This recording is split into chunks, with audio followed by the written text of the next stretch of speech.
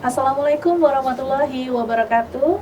Baik pemirsa Davika TV dimanapun Anda berada, bagaimana kabarnya? Rina harap Anda semua dalam kondisi sehat walafiat. Pada kesempatan kali ini, Rina Permatasari akan memandu tausiah dalam program Indahnya Islam bersama dengan narasumber kita yang sangat luar biasa, yaitu Kak Yuni Novita dalam tema Mari Bicara Cinta. Membahas cinta, cinta adalah bahasa universal yang bisa diaplikasikan ke orang tua, diaplikasikan kepada teman, kepada saudara, dan lain sebagainya. Dan seperti apa cinta dari sudut pandang Kak Yuni. Tapi sebelumnya kita sapa terlebih dahulu Kak Yuni. Assalamualaikum Kak Yuni. Waalaikumsalam. Sehat Kak Yuni? Alhamdulillah sehat. Mbak Rina gimana? Sehat juga Alhamdulillah. Kita berjumpa kembali dalam kesempatan yang indah ini dalam program Indahnya Islam. Membahas tentang mari bicara cinta. Iya. Cinta, apa nih menurut Kak Yuni? Cinta, oke. Kalau membahas cinta itu kayaknya panjang ya, pembahasannya pasti panjang gitu. Nah ini yang mau kita bahas ya tentang cinta-cintanya remaja nih. Nah, Cintanya remaja. Ya. Kalau remaja itu kan ya dunianya tuh sangat beragam ya. Apalagi namanya remaja itu kan masa-masa yang baru untuk belajar ya Mbak, Iya, gitu. betul. Dalam hal pendidikan, terus sosialnya tuh pun baru, harus diperkenalkan gitu, terus harus dituntun seperti apa gitu. Nah kalau kita bahas tentang cinta ranah remaja gitu ya, seperti apa sih kalau kita bahas pasti kayak ya ketika ditanya cinta tuh apa sih, ya rasa suka gitu kan. Kalau ngelihat yang disuka gitu deg-degan gitu kan. Kalau ngelihat yang disuka rasanya pengen deket-deketan gitu, terus bisa tidur. Iya, seperti itu. Ya, jadi kalau kita bahas tentang cinta ya hanya rasa aja pasti yang dibahas gitu ya. Tidak membahas tentang cinta itu definisinya apa sih, pengertiannya apa sih gitu. Pasti mereka tuh tidak dipahamkan, tidak diarahkan, makanya bisa ada yang terjadi ke pelaku malpraktik cinta gitu. Iya. Bukan cuma di kedokteran, cinta juga ada malprakteknya gitu ya. Malpraktik cinta, waduh, baru ini Rina dengar pemirsa. Iya, jadi kalau kita definisikan ya sebenarnya secara Islam cinta itu apa sih gitu. Kalau secara penciptaan Allah ya, cinta itu fitrah. Karena Allah itu menciptakan manusia itu sudah paket lengkap. Makanya iblis itu cemburu sama manusia bener. gitu. Kenapa kok manusia diciptakan dari tanah disebut sempurna gitu kan?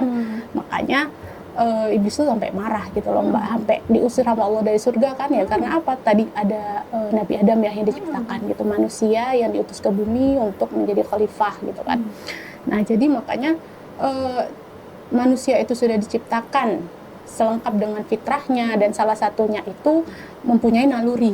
Nah, naluri ini ada 3, ada tadayun, beragama, naluri untuk melestarikan jenis, ya itu yang termasuk penampakannya cinta ini gitu. Ada juga dia naluri manusia itu eksistensi diri. Manusia itu kan punya ambisi gitu ya, punya ambisi, punya keinginan, punya ingin menjadi yang hebat, menjadi ini, itu namanya naluri ambisinya gitu ya. Jadi memang salah satu penampakan dari yang ada dalam diri manusia itu adalah naluri cinta gitu, fitrahnya cinta gitu. Nah memang jadi kita tuh nggak usah bingung kenapa sih kok ada cinta, ada cinta monyet dan segala macam, itu memang penampakan naluri dalam diri gitu. Nah jadi kenapa ya Allah itu menciptakan fitrah rasa cinta gitu ya pada diri manusia. Tujuan utamanya tuh ya satu, untuk melestarikan jenis. Karena ya kalau manusia tidak dilestarikan bagaimana gitu. Tidak akan ada kehidupan ya. Iya, setelah Nabi Adam dan Hawa tidak ada kehidupan lagi gitu. Kalau tidak ada rasa cinta di dalamnya untuk melestarikan jenis. Nah, tetapi bukan berarti Allah itu menciptakan rasa cinta itu untuk melestarikan jenis. Kita bisa semena-mena melakukan didasari oleh rasa cinta. Contoh nih, kita kan punya penampakan rasa cinta. Pasti kan cinta tuh kepada lawan jenis ya Mbak. Jadi bukan yang ke lawan yang lain, lawan jenis, kan Allah tuh hanya menciptakan laki-laki dan perempuan. Jadi Allah itu memberikan rasa ketertarikan ya sama lawan jenis gitu, bukan yang sesama gitu ya. Jadi memang ketika rasa itu muncul gitu ya, pasti kan ada penampakannya gitu, ada yang feedbacknya lah seperti itu. Misal kalau kita suka ngeliat cewek yang cantik atau cowok yang ganteng gitu kan, pasti kan ada rasa pengen ngedeketin gitu kan, terus pengen disayang, pengen dicintai segala macam gitu. Nah itu ketika memang kita tidak paham nih, atau kita hanya berdasarkan ilmu yang ya udah sih yang penting aku suka dia, dia suka aku, akhirnya ketika mau mengekspresikan rasa cinta itu tadi jadi bebas gitu, tidak ada aturannya gitu. Contohnya ya seperti banyaknya kasus kehamilan sebelum nikah gitu ya, lalu banyaknya pemerkosaan, terus ya itu apa namanya, kasus-kasus pembunuhan itu kan iya. Jadi banyak hal-hal yang ketika kita tuh tidak sesuai dengan definisinya atau dasarnya, tujuan itu akhirnya malah melakukan malpraktik cinta. Jadi malah mengekspresikan cinta dengan cara yang salah. Makanya banyak kasus kehamilan anak-anak remaja di usia dini ya, tidak dalam ikatan pernikahan seperti itu. Mudah-mudahan kita tidak termasuk di dalamnya ya Kak Yuni ya. Dan seperti apa ini agar kita tidak salah memaknai cinta, mungkin break dulu, kita akan bahas di sesi selanjutnya. Pemirsa Davika TV, jangan kemana-mana, tetap di Indahnya Islam.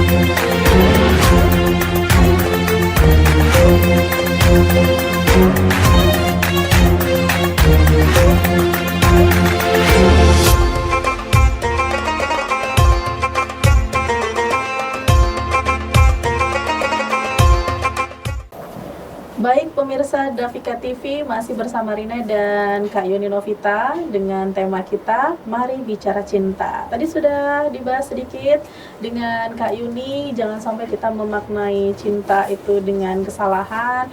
Memang cinta itu fitrahnya dari Allah Subhanahu wa taala, jangan sampai fitrah yang baik ini disalahgunakan ya, karena memang banyak juga nih beberapa kasus di luar sana salah memaknai cinta, terjerembab dan terjerumus hingga terjadi pembunuhan, hamil di luar nikah, dan lain sebagainya ya. Ada juga nih yang putus cinta sampai mengakhiri hidupnya dengan sia-sia dengan bunuh diri ya Kak Yuni ya. Dan untuk tidak salah dalam memaknai cinta, bagaimana nih caranya? Bisa Kak Yuni lanjutkan di segmen kali ini?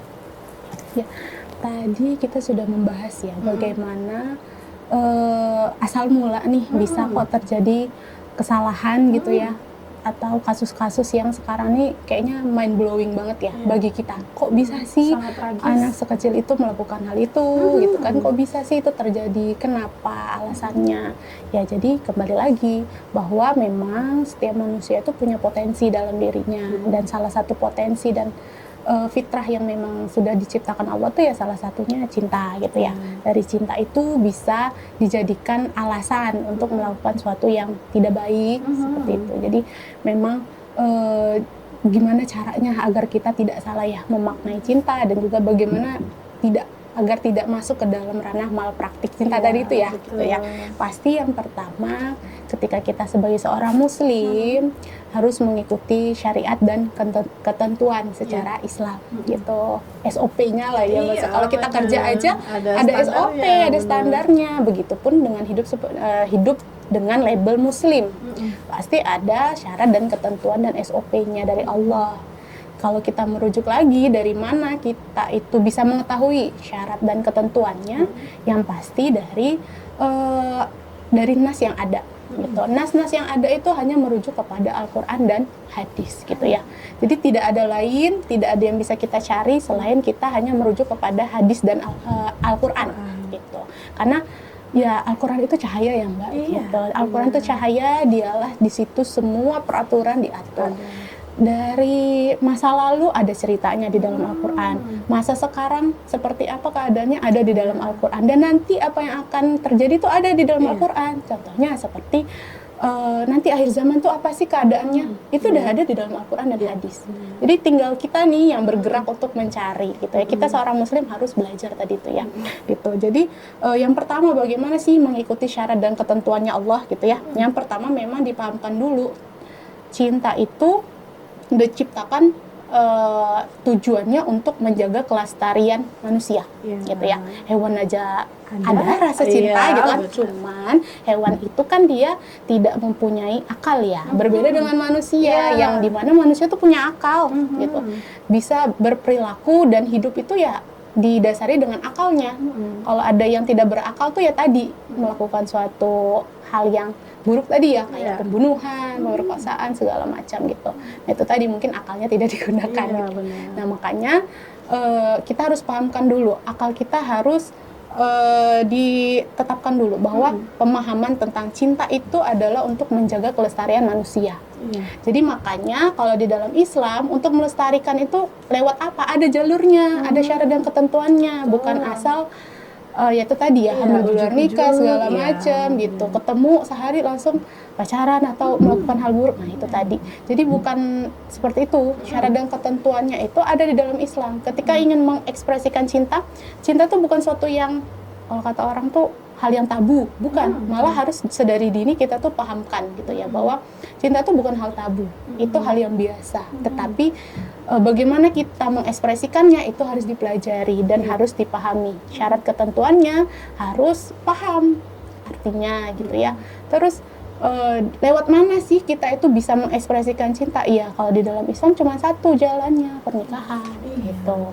Jadi kalau mau melestarikan, melestarikan keturunan ya lewatnya pernikahan, bukan tidak ada jalur HTS gitu ya, tidak ada jalur yang ghosting gitu, nggak ada. Jadi memang dalam Islam itu cuma satu, lewat jalur pernikahan itu akan bisa melestarikan jenis gitu kan. Setiap orang pengen ya Mbak punya cucu, pengen ngelihat cicit-cicitnya gitu kan. Ya kalau jalurnya dalam Islam hanya satu, lewat pernikahan. Ada nggak jalur lain? Nggak ada pintu belakang. Ada pintu depan. Cuma ada satu pintu pernikahan gitu. Nah jadi kalau ditanya lagi nih, remaja itu kan kadang-kadang ya namanya remaja kalau dikasih tahu sekali bukannya langsung paham, tapi pasti ada pertanyaan baru gitu ya. Nah kalau misalnya mau nikah tapi belum mampu tuh seperti apa solusinya gitu ya? Ya solusinya cuma satu, kalau memang belum mampu untuk menikah gitu ya, karena kan menikah itu butuh persiapan ya Mbak. Matang sekali. Iya, finansial, bukan hanya finansial, batin, jiwa, kejiwaan. Makanya banyak ya orang yang belum siap untuk menikah. Akhirnya ketika sudah dikasih keturunan, anaknya dibunuh misalnya. Kasus seperti itu banyak. Ibu yang baby blues itu ya, yang belum siap mentalnya menjadi ibu, akhirnya banyak yang tadi anaknya dipotong, digoreng segala macam lah ya bahasanya, yang mengerikan, semengerikan itu banyak terjadi gitu loh. Terus ada juga anak yang karena tadi kurangnya parenting dari orang tua, akhirnya anak itu jadi ya liar gitu, bahasanya liar, kayak ikut lingkungan toksik gitu ya. Terus ya dia tuh keluarlah dari jalurnya sebagai remaja. Akhirnya dia misal kalau nggak ada uang dari orang tua gitu ya, mencuri aja deh gitu cara cepatnya gitu. Terus karena saya ini kurang didikan dari orang tua, akhirnya melakukan hal buruk-buruk yang lainnya, drugs segala macam tuh kan sebenarnya bukan hanya tanggung jawab pada diri anak itu ya. Sebenarnya harus ditanyakan lingkungannya seperti apa, orang tuanya seperti apa, parenting dari orang tuanya seperti apa gitu. Jadi memang banyak keburukan dan kerusakan yang akan terjadi ketika memang tadi melakukan malpraktek cinta itu gitu. Kalau yang orang bilang kayaknya biasa aja ya gitu, kayaknya ngomongin cinta tuh nggak penting, alah tabu, apalagi kalau kita ngomong sama orang tua lama, kamu tuh masih kecil, nggak usah ngomong gitu, padahal salah, itu parenting yang salah. Anak sedini mungkin, kalau di dalam Islam tuh anak umur 7 tahun itu harus sudah dipahamkan tentang fitrahnya, bahwa dia itu manusia, punya naluri, punya fitrah yang harus disalurkan dengan baik. Contohnya kayak tadi, kalau punya anak cewek sama cowok ya, itu harus dipisah kalau sudah umur 7 tahun, tidak boleh dibarengin tidurnya, apalagi mandi bareng nggak boleh gitu, harus pisah gitu. Walaupun tuh kakak adik ya, harus pisah. Walaupun kandung, tidur harus pisah ranjang. Bahasanya pisah ranjang. Ya gitu, pisah ranjang, pisah kamar gitu kan. Jadi harus dipisah gitu. Nah, itulah seperti itu. Jadi kalau kita kembali ke secara ketentuan secara Islam, sudah detail sekali. Islam itu mengatur bagaimana penampakan cinta tadi muncul, bagaimana penyalurannya, bagaimana mengekspresikannya gitu. Terus yang kedua tadi ya, karena tadi bukan hanya ketika belum mampu untuk nikah, bagaimana jawabannya? Ya tetap aja tidak boleh dilakukan malpraktik cinta tadi. Kalau belum mampu, Islam itu punya solusi. Kalau belum mampu menikah ya nggak usah deket-deket dengan cinta-cintaan. Kalau belum mampu ya jangan coba-coba, ya begitu ya. Jangan coba-coba gitu. Kalau memang nggak mampu jangan coba-coba. Lebih baik alihkan penampakan rasa cinta tadi dengan hal yang lain gitu ya. Contohnya seperti menaikkan naluri agamanya. Gitu. Lebih ketika memang pengen nikah tapi kok belum mampu gitu ya. Bukan nggak ada calon, belum mampu gitu ya. Tapi kalau belum mampu ya udah dialihkan kepada yang lain. Menaikkan naluri agamanya. Contohnya lebih banyak berpuasa gitu ya. Kan dalam Islam tuh dianjurkan lebih banyak berpuasa ketika belum mampu untuk menikah, karena rasa cinta itu tadi banyak ekspresinya Mbak. Nah, untuk menekan itu dialihkanlah kepada naluri beragama, berpuasa, lebih banyak mengkaji Islam gitu ya, belajar tentang Islam seperti itu. Iya, terima kasih Yuni terkait bagaimana agar tidak salah dalam memulai cinta. Karena memang cinta universal banyak sekali dan jangan sampai kita masuk ke malpraktek cinta tersebut. Baik, pemirsa Davika TV, kita akan lanjutkan ke segmen selanjutnya. Jangan kemana-mana, tetap di Davika TV.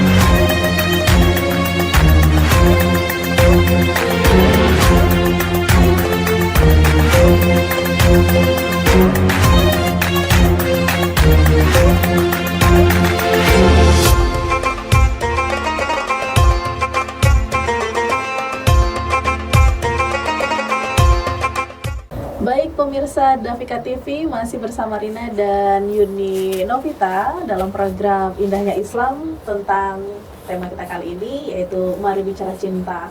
Jangan sampai kita masuk ke malpraktik cinta yang tentunya bisa merugikan kita ya.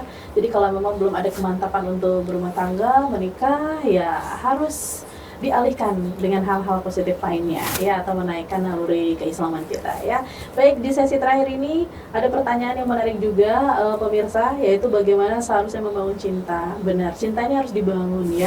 Kalau jatuh cinta itu kayaknya sudah biasa, tapi kalau bangun cinta ini harus kita aplikasikan. Kira-kira seperti apa nih, bagaimana seharusnya membangun cinta Kak Yuni? Ya, terima kasih. Ya, jadi pertanyaannya ya bagus ya, bagaimana sih cara membangun cinta? Banyak orang yang nanya gimana sih jatuh cinta ya, gitu kan, bisa ya mencintai dia. Kalau di dalam Islam itu kan dalam pernikahan gitu ya, kalau Islam itu kan syarat dan ketentuannya adalah melalui misalnya ta'aruf gitu ya Mbak. Gak ada tuh istilah pacaran di dalam Islam. Pacaran setelah nikah iya ada, tapi kalau pacaran sebelum nggak ada gitu kan. Bagaimana sih cara kita itu membangun cinta gitu ya? karena ya itu kalau kita mengikuti ketentuan Islam itu pernikahan dulu baru pacaran, bukan pacaran dulu baru nikah gitu ya. Bagaimana cara kita membangun cinta? Gitu. Yang jelas yang pertama kita itu harus membangun cinta agar tadi tidak terikat kepada kemaksiatan. Gitu. Kalau kita jatuh cinta ya namanya jatuh, Mbak. Iya, benar. Jatuh ya sakit kan jatuh. Makanya orang-orang banyak tuh yang pacaran galaunya, patah hatinya. Kalau udah galau, makan tak enak, tidur tak nyenyak, Masya Allah. Betul gitu.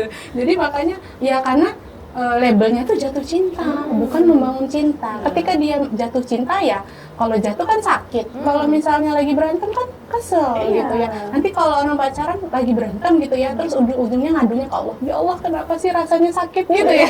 Padahal mah melanggar peraturannya Allah gitu ya, melanggar syarat dan ketentuannya Allah. Tapi ngadu, kok kenapa dikasih rasa sakit?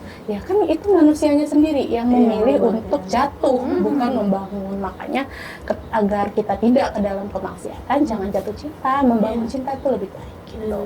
Dan memahamkan diri untuk bahwa kita ini sebagai makhluk dan kita ini ada pencipta. Makhluk itu pasti ada penciptanya. Handphone, komputer, kamera itu semua ada pencipta pembuat.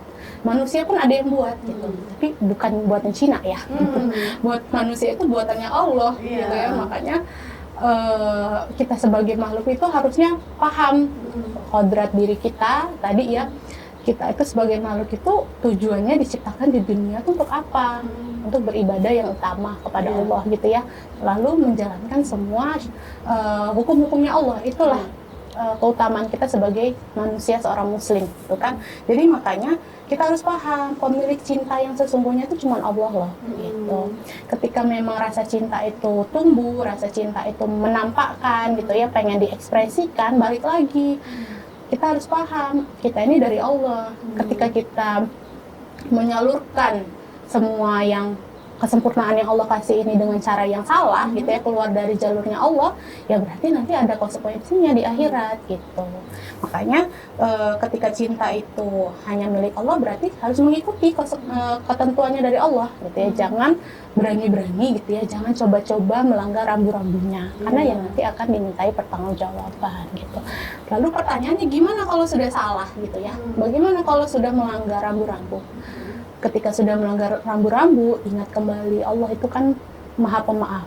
Maksudnya di sini Maha Pemaaf bukan berarti kita melalaikan ya, memudahkan. Sebenarnya manusia ini ya itu tadi ya, karena sifatnya yang dicampurkan dengan setan dan godaan iblis gitu ya, jadinya kayak memudahkan. Yaudahlah, hari ini salah, besok saya bisa lebih baik kok, besok saya taubat, salah taubat gitu ya. Iya kalau misalnya umurnya sampai besok, kalau misalnya umurnya itu udah sampai nanti sedetik lagi selesai, akhirnya meninggal dalam kemaksiatan, nauzubillah min zalik gitu ya.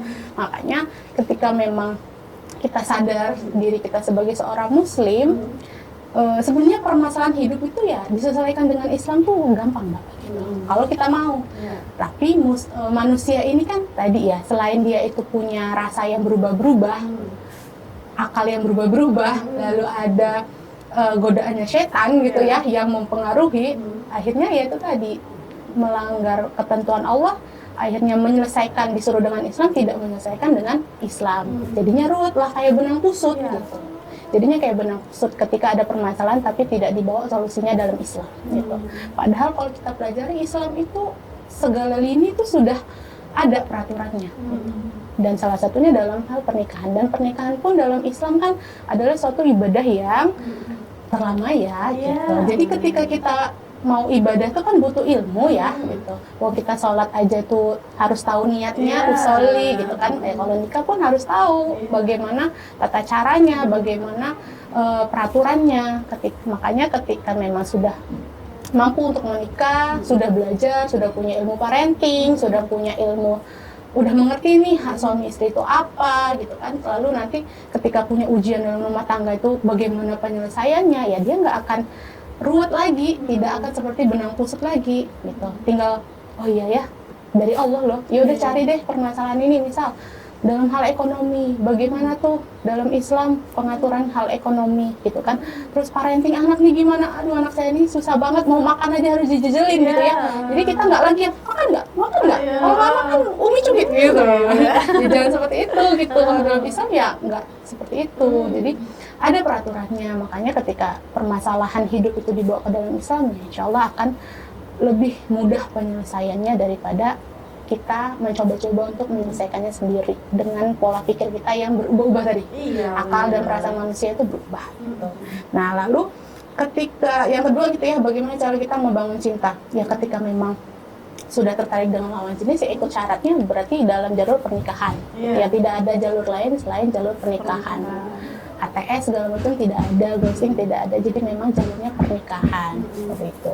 Dan kalau tadi ya, kalau belum siap, ya berarti harus banyak-banyak mengalihkan rasa cinta tadi, menekan rasa cinta tadi dialihkan dengan menaikkan naluri beragama. Gitu. Kalau belum siap puasa, lebih banyak mengkaji Islam, gitu ya, memenuhi diri kita dengan ilmu-ilmu, gitu. Karena itu hidup itu butuh ilmu.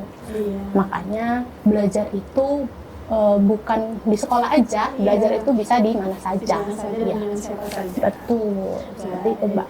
Nah, Kak Yuni, mari bicara cinta. Kesimpulannya di sesi terakhir ini apa, Kak Yuni? Ya, kesimpulannya cinta itu bukan sesuatu yang tabu, gitu ya. Cinta juga bukan sesuatu yang ada umurnya nanti kamu belajar cinta-cintaan. Enggak, sedari dini mungkin ya Mbak Rina seorang orang tua ya.